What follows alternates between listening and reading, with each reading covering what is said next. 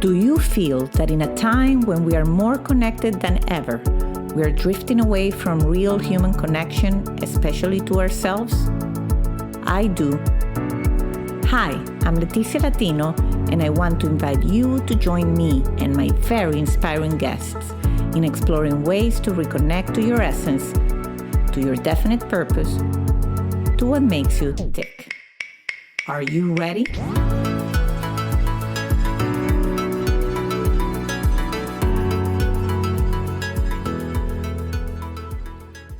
Well, hello, everybody. Welcome to a new episode of Back to Basics, Reconnecting to the Essence of You. My guest today is Jennifer Hill. She's a successful entrepreneur, evolutionary leader, author, speaker, TV and radio host, and thought leader. She has written 2 books and has authored 2 popular white papers. Wait for this. She has co-hosted TV shows and events with world-renowned names such as Deepak Chopra, Roland McCready, Greg Braden, and Howard Martin, to name just a few. When she's not hosting or speaking, she loves to give back and has built 2 schools in third world countries. Hello, Jennifer, and welcome to Back to Basics.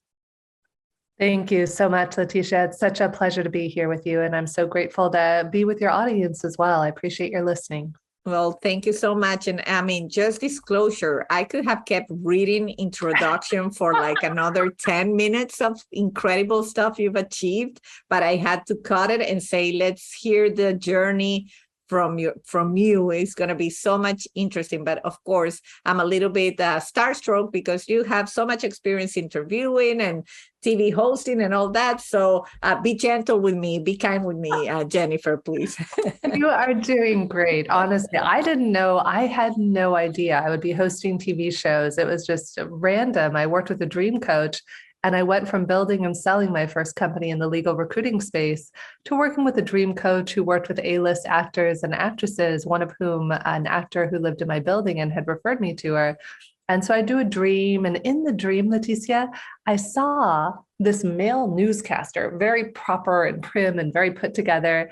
And Goalie, my dream coach, said, "Oh, my love, you're going to be on television." And I said, "No, I am not going to be on television." I said, "I did that in my 20s. I'm not there." She said, "Oh, my love, just wait." And sure enough, 6 months later, that's how I came to be hosting television shows with Deepak Chopra and many other amazing people around. Oh my God, there's so much I want to unpack there with the dream coach, but hold on 1 second. I first want to hear about a little bit, if you don't mind, about your childhood. If in those dreams as a little girl, did you ever thought that you were going to be doing that? I'm always very curious about that path, and you just advanced that you created a company, you sold it. Tell us a little bit about that young years to successful entrepreneur and selling your own business aspect of the journey. Well, it's funny you bring that up. I will always distinctly remember when I was 5 years old, my grandfather every year, who was my hero, I absolutely loved him. And my grandmother would throw a 4th of July party. And my grandfather had been in the Marine Corps, so Semper Fi, deep gratitude to all the incredible veterans out there. And this one particular year, I was 5 years old, and I was passing hors d'oeuvres, as a little 5-year-old does at the party. And this general who is at my grandfather's party looks down at me and he says, "Oh, sweetheart, what do you want to be when you grow up?" Without missing a beat, I said, "First woman president of the United States." Oh, wow. That was a thing. I don't even know why I wanted that. But fast forward about 4 or 5 years later, I created my first company at 10 years old, where I created a babysitting company.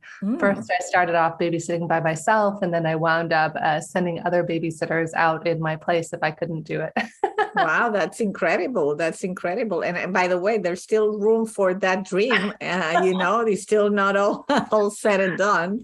You never know. I don't even know if I would want that now, but I just always find that very funny that 5-year-old me, I don't even know how 5-year-old me knew that there had never been a woman president, and 2, wanted to be president. Interesting. I love that. And so you already were entrepreneurial, and as you were choosing your career, so what were you going to do as an adult? Did that entrepreneurial spirit manifested, and that's what you pursued? It was very funny. You got to love life's little synchronicities. I share this story with the heart in mind for any of you out there. Maybe you have something that really crushes you, something that breaks your heart. Trust it is always for the good. And now I will share my little side story about that. when I was about, I guess I was 16 years old, I got very bored easily in school because I didn't learn in a linear way. So I was in a lot of advanced classes and wasn't taking the traditional high school courses. So by the time I was 16, I begged my parents to go to straight to college, which I did. So I took the GED and went straight to college. And at the time when I had left high school, I was in a lot of advanced placement AP classes. So fast forward a few years later, I was very, very grateful. I graduated college, I think at 20 or 21, 1 or 2 years earlier than normal. Wow. And because of that, though, Leticia, here's the magical miracle that happened that looked like a horrible thing at the time.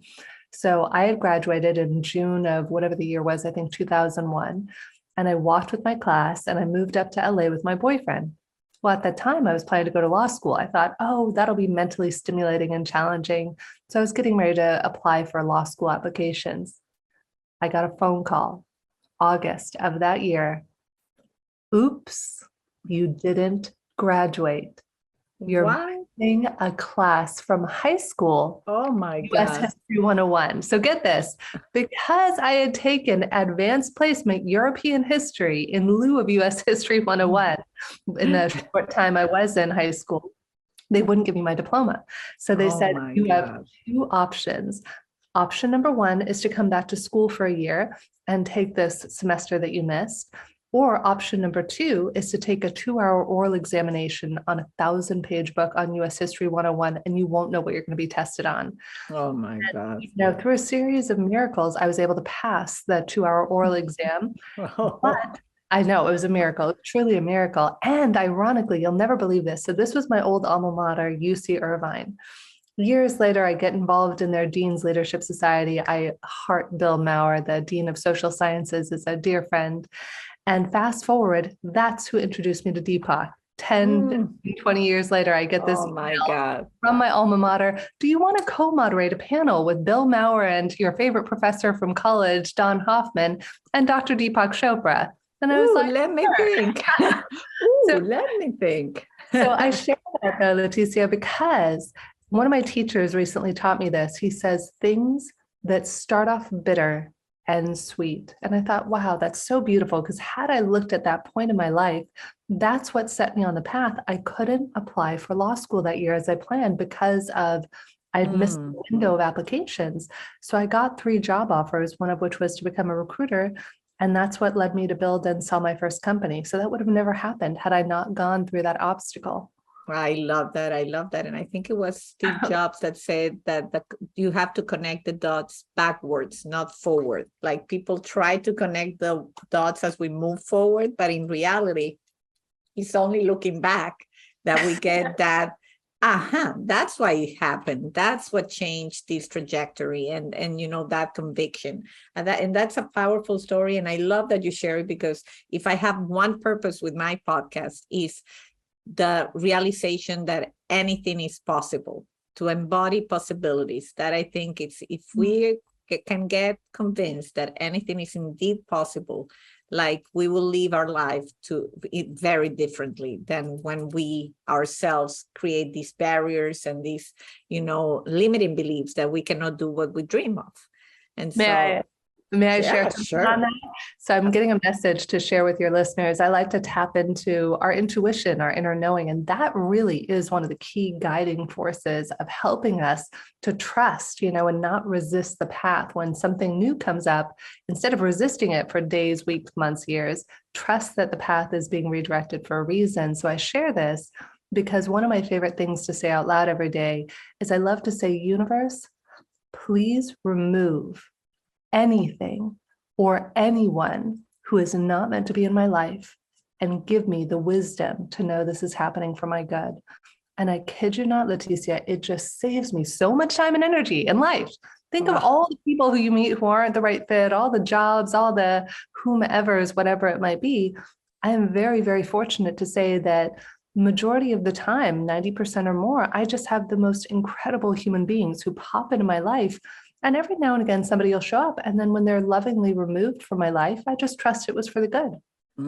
That's so much wisdom. I got goosebumps. I almost got like, okay, that's my meditation for the day. I'm going to replay that. It's fantastic. So I thank you for sharing that. And it's so true. Like it's what I try to call like the back to basics. Back to basics is what I want to surround myself with, what adds energy, good energy.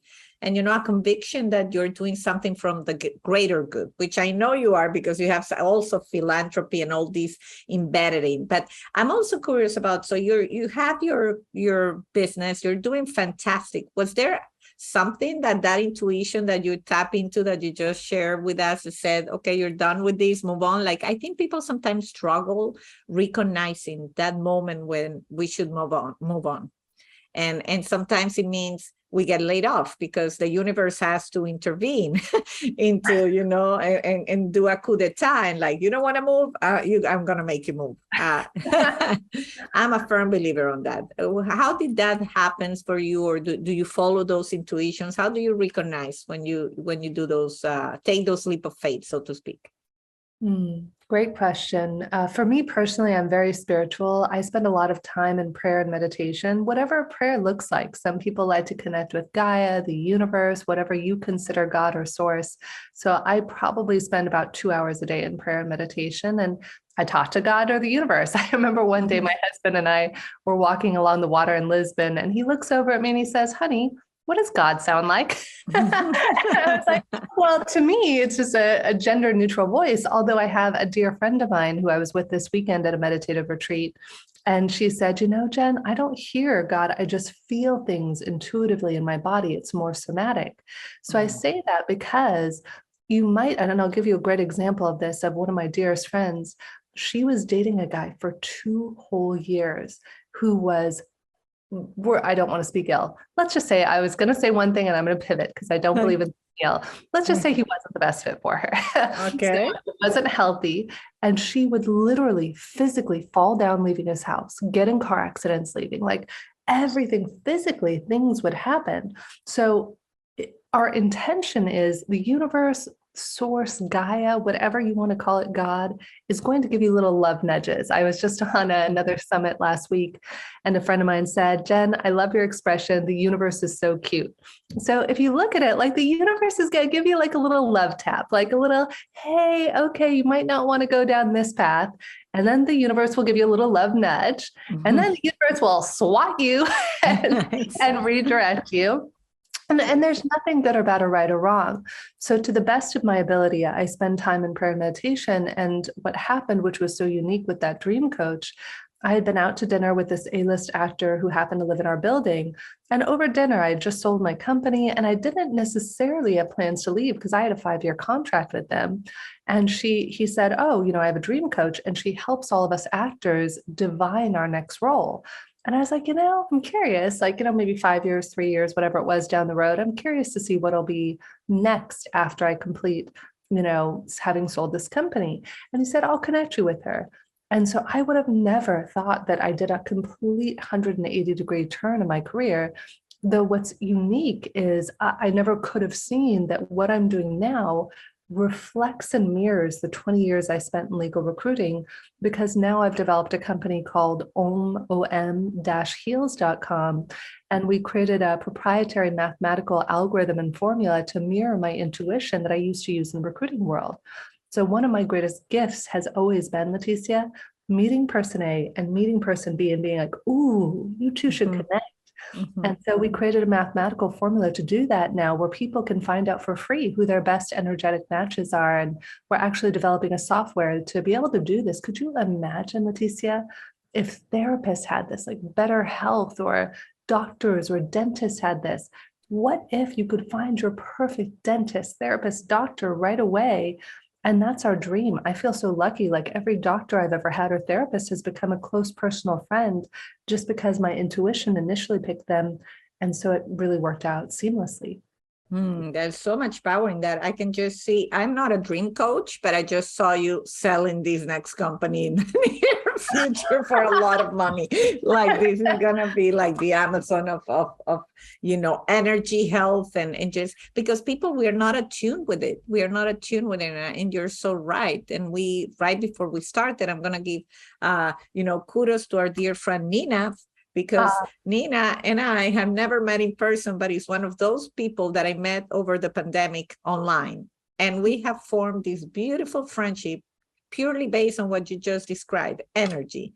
And, and every person, she tells me, you need to meet this person. And hopefully the ones I've also recommended, like, it's just immediate chemistry. Like, you could tell there's something there, that the more you get involved with people that are like you, magic is just, it's almost like a fast track. Like, it's not like it cannot happen, but it's just that resistance you mentioned before is not there. It just flows. Yeah, so what we figured out, and this is mind-boggling to me, and I didn't even realize this. I will say I just found out earlier this week that our algorithm may actually apply to teachers and students as well. So I'll tell you why. We found out in what we measure in this algorithm that there's a certain amount of variability that's tolerable across the quadrants we measure. And if you get too high in this variability, it creates what we call an accidental adversarial relationship. You can't even explain it.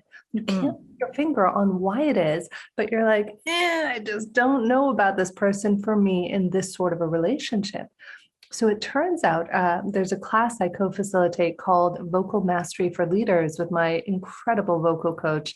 Shout out to Arthur Samuel Joseph. He trained Tony Robbins and Dwayne Wade and just really incredible people. And we had a student who was in the class. Ironically, she happened to be a practitioner on the platform. So I had her algorithmic data, and I have my friend Arthur, who I co-facilitate with, I had his algorithmic data. Well, she asked to leave the class, which was fine. We have a 7-day money-back guarantee. She's like, I just wasn't feeling it, Jen. And I hopped on the call with her. I won't use her name, but I said, thank you so much. You'll never believe this. They had the exact amount of variability. Her lowest was his highest. That is not tolerable. So what if, have you ever been in that position where you have a teacher and you feel like you almost can't learn from them because as much as they might be eloquent and smart, and however it is, there's some sort of mismatch. But what if that is us all across our lives and nobody's ever thought to quantify that before? Well, that's a very powerful thought. I definitely love it.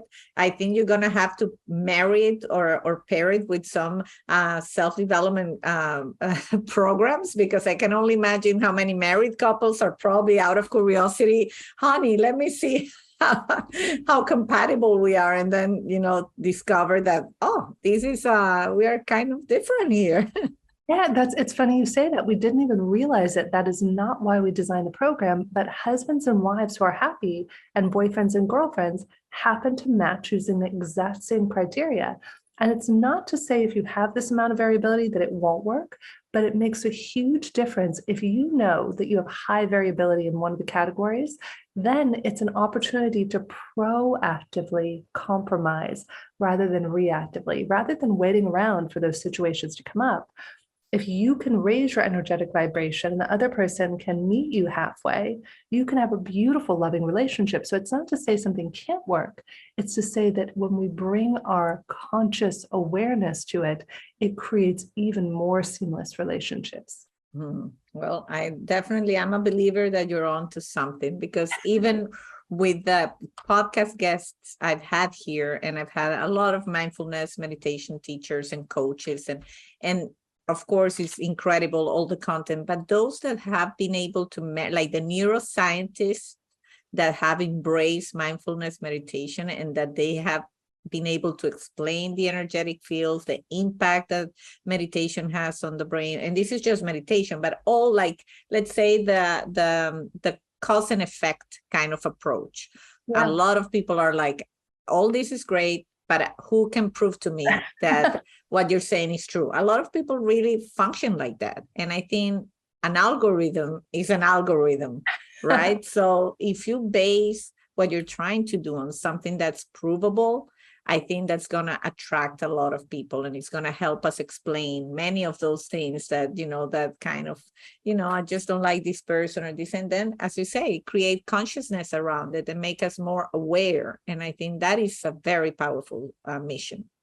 Yeah, well, what's funny is we reverse proved the algorithm by accident. I was in the car with a couple of my best girlfriends, and they had all taken the matching quiz, but we're on a wine girls trip. The husband of one of the girls is driving, and one of the girls gets sick. Well, the two of us, my friend and I, had used this one healer who I love. I've used her for 15 years. She healed my friend from shingles. Literally, she couldn't get out of bed. And she had this miraculous healing in less than 48 hours. So our third friend says, oh, girls, I'm dealing with blah, blah, blah. And I'm like, oh, I'm going to refer you to my favorite. And the second one pipes in is like, she's amazing. You will never believe what happened. Talk about a challenge. This was one of the greatest obstacles I've had since I opened this company. So what happened was, Leticia, my friend goes and does the session with this healer. Well, I follow up with her like a week or two later, and I'm like, oh, how did it go? Or I asked her to write a review. And then she told me, and she's like, it was terrible. Like, I hated it. It was awful. It was like the worst session. And I'm like, how is this possible? This woman is like a magic worker. And then, Leticia, I went and checked the darn algorithm. They had 20%, double the amount that is tolerable for any normal human being. Her highest was 20% lower than this other person. Wow. And it was an accident that we reverse proved it. And even though it hurt, because I was like, oh, she doesn't like my person. I was like, oh, of course she doesn't like this person because there's too much variability. So what's interesting is friendships and coworkers don't match in the same way. Like, you can have friends who are diametrically opposed to you, but it's when it's those intimate, whether it's romantic or therapeutic, that's where we see more of the friction happening. Well, that's very interesting. Of course, I'm going to have your webpage on the show notes, and it sounds very exciting, and it's available. I guess anybody, how does that work? People go and they check, or what's? Yeah, it's totally free to get matched. So anybody can go to om-heals.com, and we have about over 100 practitioners, I think, now from around the world. And they can just find out for free, just even if you want to do it for fun. And I think if you want, I can even give your listeners a special code for 20% off their first session. Wow. It's 20 news. So the number 20, NEW, all in caps. And that gives you 20% off your first session. So even if it's $100, you get it for $80. We have practitioners anywhere from $30 to several $100s, but it all varies. I mean, they're incredible. I'm so grateful to work with this team of people. Wow, that's incredible. And I thank you for that on behalf of my audience. And so, I mean, so you have a lot going on, of course, and you just shared this is a very exciting project. And what else are you working on that we haven't discussed that you want to share? I know you are an author. I know you host TV. You get to meet so many incredible people. I mean, is there anything there that you want to share? Have you ever suffered imposter syndrome? I'm curious. Like, imagine you get to interview or moderate people like Deepak Chopra. Is that nerve-wracking?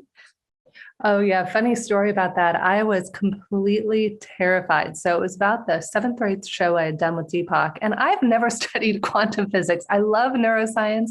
I had never taken special relativity classes, any of that. So we were doing an episode in December of 2020, I think it was, on special relativity.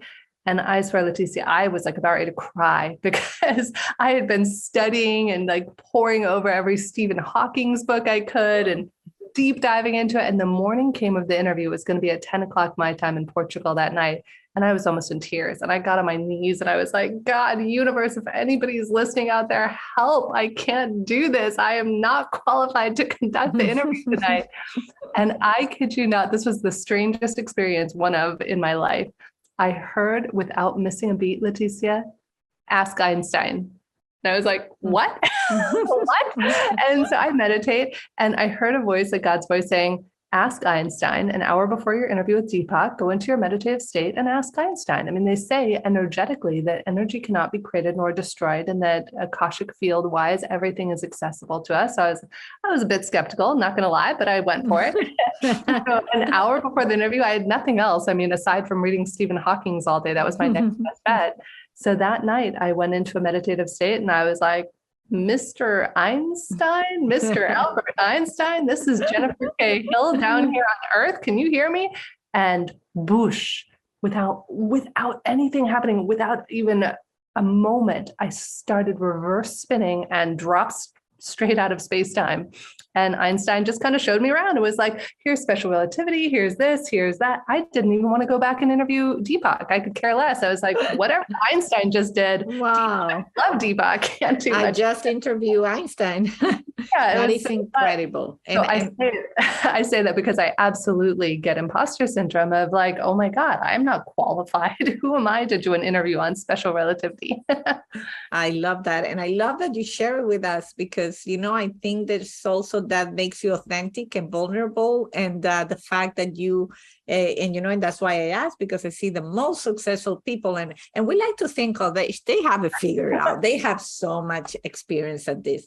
And people don't realize it's always the first time. It's always that one person that you're going to interview that maybe is you are the biggest fan of. That never goes away. That feeling that, oh my God, I maybe don't know what I'm doing. And the fact that you ask for help to whatever it is that you believe on. And I don't know what I read, but I think the more and more I hear stories like this, I read somewhere that there's this energy, it's like angels.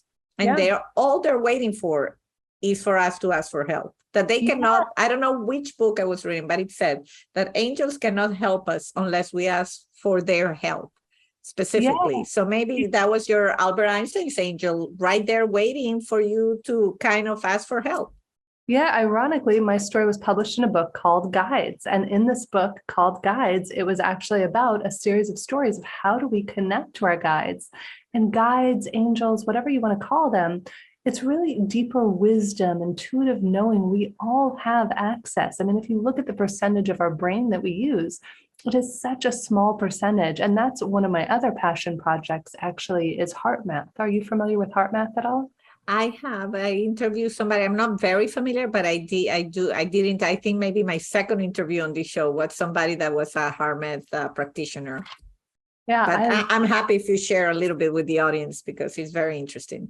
Yeah, well, the reason I share this because I love that heart math has the science to back up the power of our heart's intuition. So I'm fortunate to call Dr. Roland McCready, a friend of mine who's the head scientist over there. And in the last year or so, I became a heart math certified trainer and coach. And it is incredible. They have done research where 10 seconds, I think it is, before something happens, your heart will actually show what's going to happen. Your heart's wisdom knows 10 seconds before, I think they did a study on gambling that people could find that out. And so I'm a huge proponent of that. I do heart math training and coaching as well. And I use it in my own personal life because when we get that imposter syndrome, when we get afraid, that's when I go into heart-focused breathing, and it's so easy. And the science of heart-brain coherence is really remarkable. When we get in a state of heart-brain coherence, we become more resilient.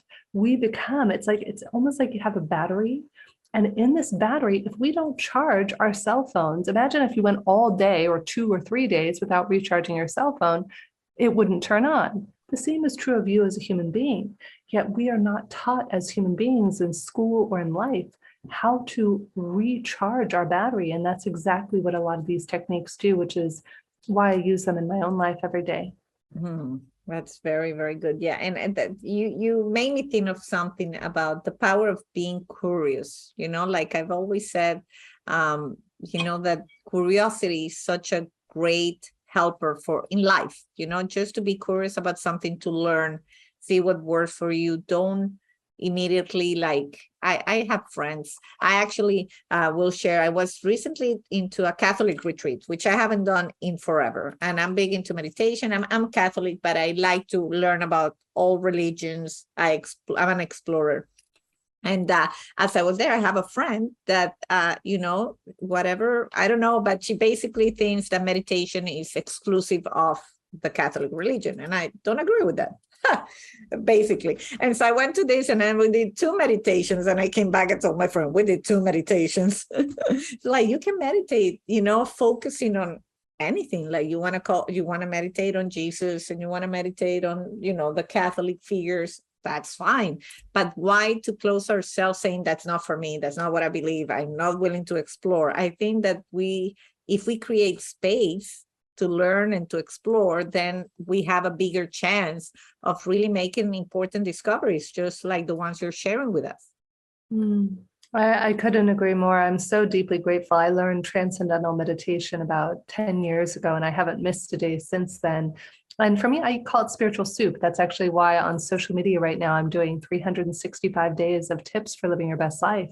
And I share tips ranging from mantras to meditation to the Sedona method. I think today's tip was stop shoulding on yourself because we always all should all over ourselves. I should have done this. I shouldn't have done that. And so it's little pieces of wisdom that either I have, Deepak, actually, I forget what Deepak's was, but he did a cameo surprise one when I was with him in person a month or so ago. And it's just, nice. There are so many ways. To your point, it doesn't have to look like it fits in a little box. Meditation could be golfing, walking, running, playing music.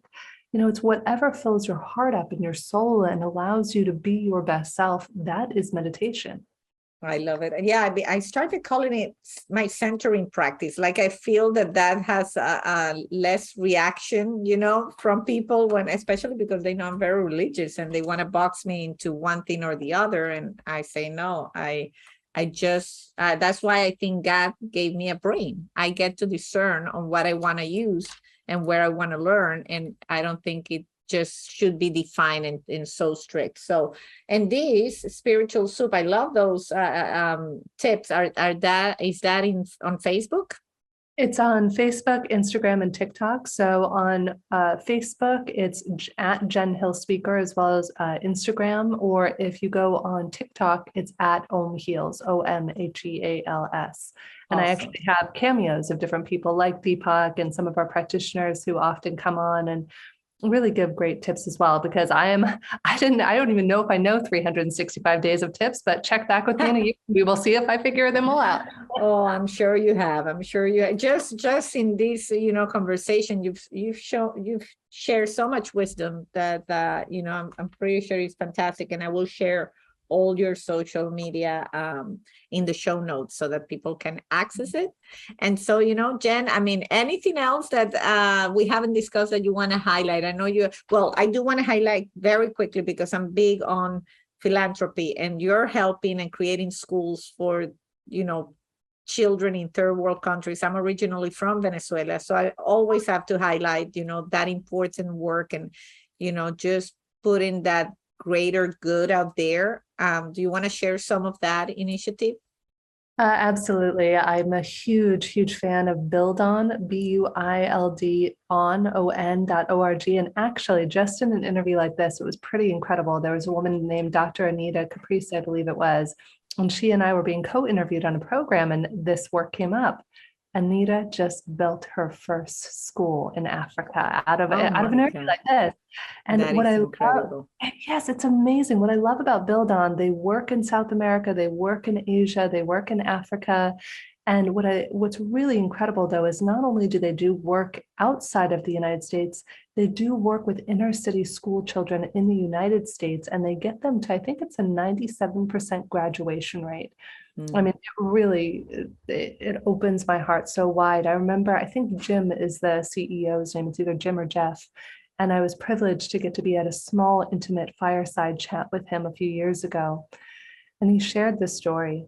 He said, I was recently back in Nepal for our 30-year anniversary of the first school that we had built there.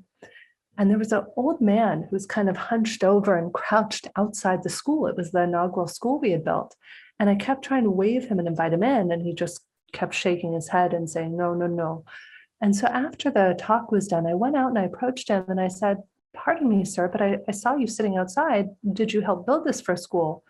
And the man was very humble, and he just kind of covered his eyes and shook his head and said, well, yes, sir, but only once every 11 days. And I said, oh, okay, well, why did you only help build the school once every 11 days? And he said, because I was a slave and I only got one day off every 11 days, but I had 4 children. And my youngest had cerebral palsy, and I knew he wouldn't live if I didn't give him a chance. And that man's son went on to matriculate through all these little schools that they built there, got into Kathmandu University, and now runs a bank in Nepal. And you just, wow.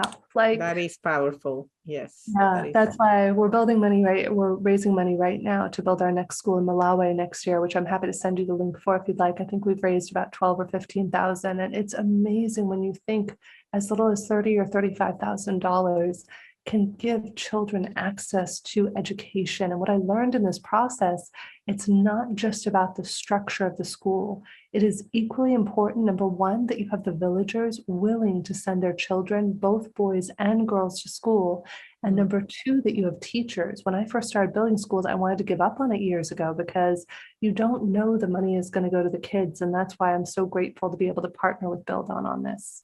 Wow. Yeah, absolutely. I think if you can send us a link and we can help promote, I think, the service aspect of our humanity is something that I think that when people realize that we are called to serve in whatever capacity we can, I think that we're already on our path to a better life. So I thank you for all you do, and it's very, very, very inspiring. And so, Jennifer, you have a very busy life.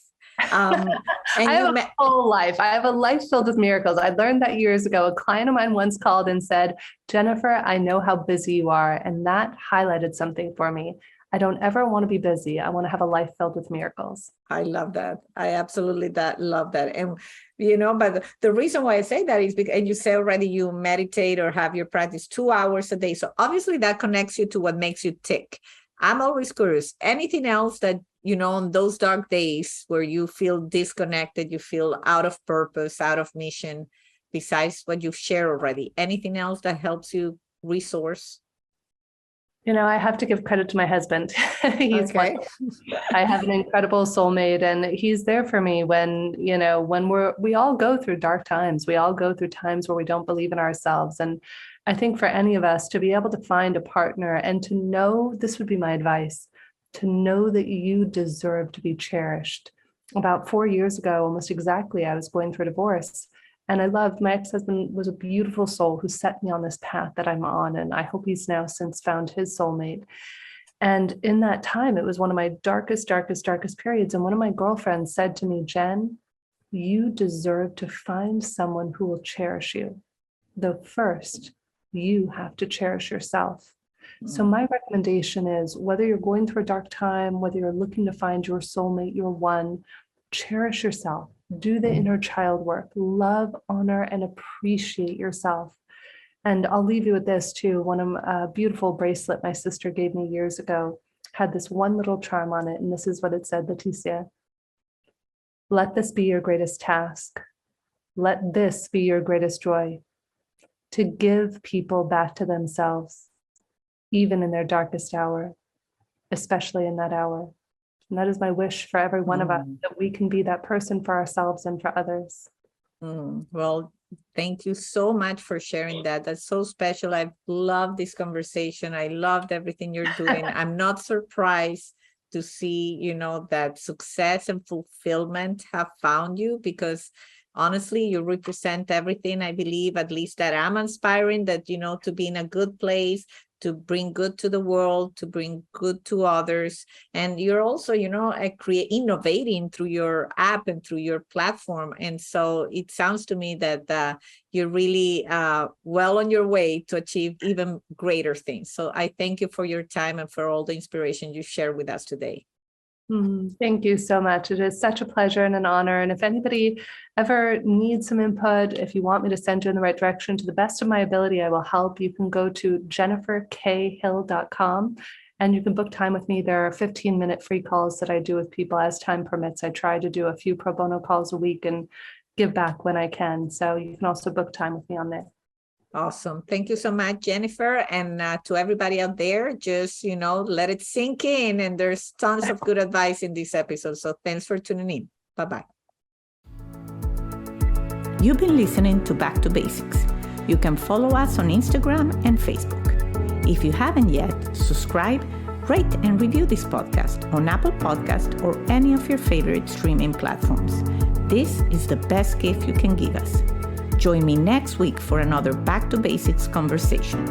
And if you want to find out about other exciting things I'm working on, visit leticialatino.com. Thank you, and until the next time.